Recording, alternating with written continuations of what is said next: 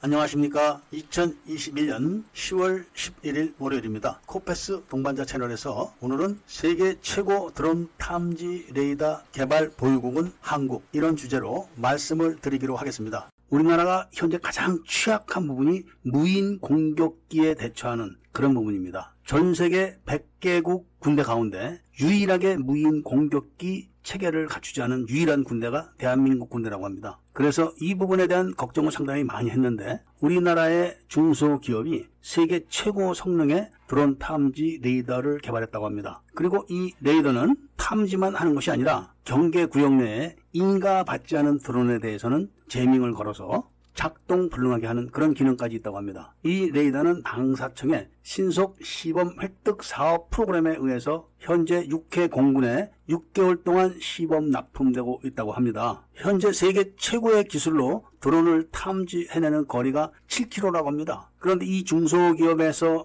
개발한 드론 탐지 레이더는 8km라고 합니다. 그리고 RCS 값을 0.01제곱미터까지 식별을 한다고 하니까 성능이 대단한 건 틀림이 없습니다. 현재 우리나라가 북한의 드론 공격에 대비할 수 있도록 준비하고 있는 준비태세는 드론건이라는 게 있습니다. 그러니까 드론이 날아오게 되면은 보병이 드론건으로 조준을 해서 사격을 해서 제밍을 걸어서 떨어뜨리는 겁니다. 그런데 이게 사격 거리가 500m 밖에 안 됩니다. 있으나 마나한 그런 무기체계죠. 다른 나라는 최소한 1km 이상 유효 사거리를 갖는 드론건을 배치했는데 우리나라는 500m짜리 드론건을 배치를 했었습니다. 이걸로는 북한의 무장 공격기를 막을 수가 없죠. 그래서 군은 고민을 하고 있었는데 NIG에서 저고도 탐지 레이더를 얼마 전에 개발했습니다. 그러니까 저고도 탐지 레이더이기 때문에 드론이나 무장 공격기를 전문적으로 탐지하는 그런 레이더는 아니고 저고도로 침투하는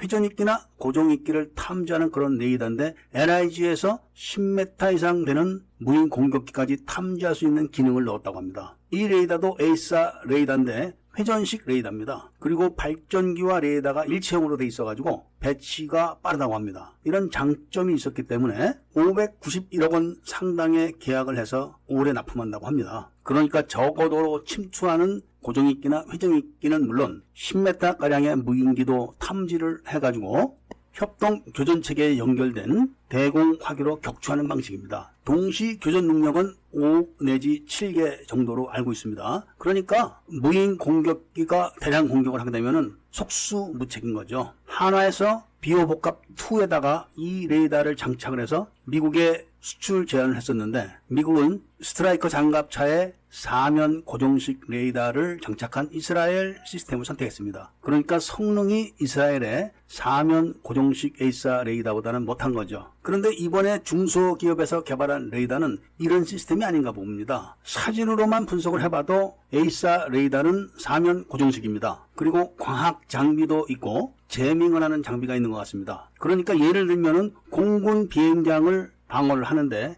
인가를 받지 않은 무인기, 그러니까 우리 공군이 띄운 무인기가 아닌 피하 식별이 가능한 그런 장비도 있는 것 같습니다. 그렇게 피하 식별이 돼가지고 우리 공군이 띄운 무인기가 아니다 하면은 대공화계를 발사하는 것이 아니라 제밍을 걸어서 떨어뜨리는 겁니다. 그러니까 동일한 방식으로 날아오는 무인기가 100대가 있다고 하더라도 동일한 주파수의 제밍을 걸게 되면은 살충제 앞에서 떨어지는 파리떼처럼 다 떨어지는 거죠. 이런 부분이 아마 획기적인 것 같습니다. 방사청에서 담당자도 세계적인 무기라고 합니다. 그리고 세계의 무인기를 탐지하는 레이더로서는 선구자적 역할을 할 거라는 말을 하는 거 보니까 탐지와 추적 그리고 제밍, 이 시스템이 아주 뛰어난 것 같습니다. 무엇보다도 마음에 드는 것은 일단 에이사 레이더로 탐지를 하는데 사면 고정식 레이더가 이스라엘 거하고는 또 다른 디자인입니다. 소자 모양도 특이하고 사용하는 주파수도 아마 특이한 것 같습니다. 또 하나 놀라운 소식이 전해졌는데